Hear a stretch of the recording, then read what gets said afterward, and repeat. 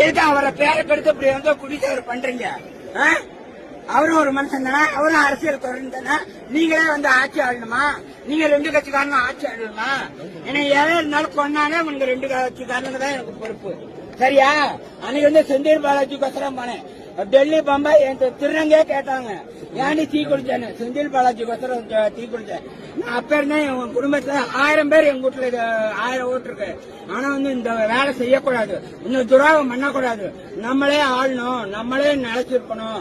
நம்ம வந்து நாட்டுக்கு இது பண்ணணும், ஏமாத்தக்கூடாது, நாட்டை ஏமாத்தக்கூடாது, மனசரை ஏமாத்தக்கூடாது, நல்லதை செய்யணும். எதுக்கு விஜய் வந்து அப்படி இது பண்றீங்க? எதுக்கு விஜய் பேரை கெடுக்கிறீங்க? அவன் என்ன பாவம் பண்ணா சொல்லுங்க. அவன் நல்ல சொன்னதான் வந்தான். அதுக்குன்னு ஏன் ஒரு ஏக்கரை கொடுக்க கூடாதா? ஏன் இடம் நான் வாங்கி போட்டாருன்னு வந்து சந்தோஷமா கொண்டாடுனீங்கல்ல, அத்தனை கொட்டு மரம் வச்சீங்கல்ல.